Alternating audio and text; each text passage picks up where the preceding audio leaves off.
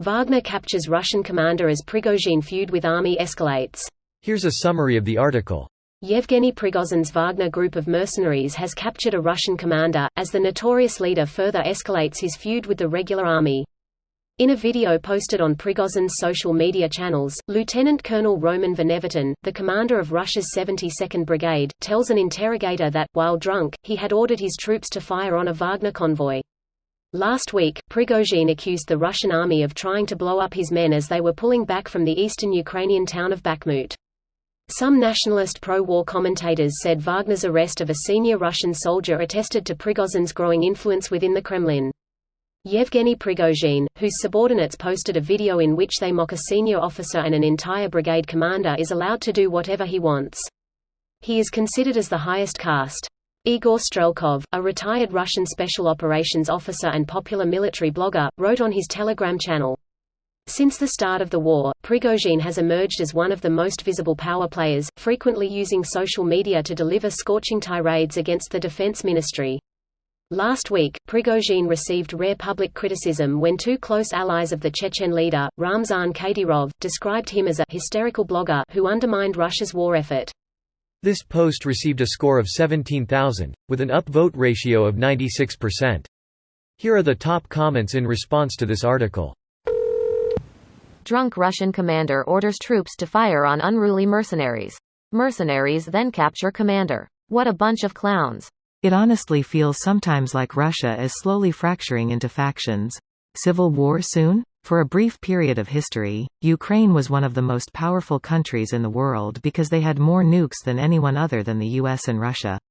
It is quite likely several deals would be done between Western nations, China, and whatever new nations emerge from Russia that would include giving up nukes in return for recognition and economic benefits. Edit 2. Yes, I'm well aware how Russia broke the agreements made with Ukraine by invading them after Ukraine agreed to give up nukes for a secure borders, and this history makes it far less likely for future nations to make a similar deal. Seeing as how the party that broke that agreement would literally no longer exist in this possible future, and most of these hypothetical states would not be bordered by any aggressive nations with the possible exception being each other and China, such a deal could be at least possible. That would require Putin to just magically disappear one day, however. His PMC is still useful at the front lines, and Prigozhin himself is still useful as a boogeyman for the West, so he's still tolerated.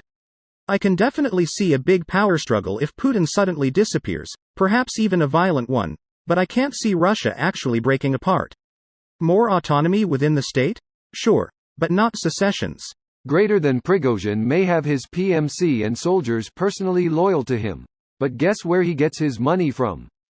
Government contracts for his business empire. Maybe. History has shown that soldiers deprived of money rarely just vanish. It usually turns out the equation, "We have lots of weapons and need money," solves itself out in the obvious manner. Many armies have turned bandit from lack of money, and mercenaries are already fairly close to bandits. Wagner is actually making buckets of money in Africa. Russia is such a mess. That's putting it lightly. Putting it lightly would be a great sitcom. If it weren't for the murder, invasion, and death, I'd say it already is. The war could turn out to be between Wagner and the Russian military. I'll dip my biscuits to that.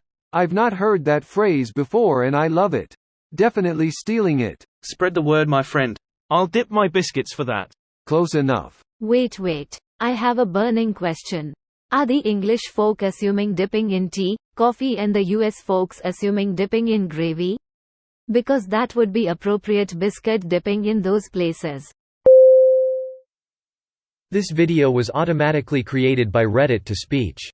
The article and comments in this video were selected from Reddit according to their upvotes, and any paraphrasing was performed by smmry.com, without any human intervention.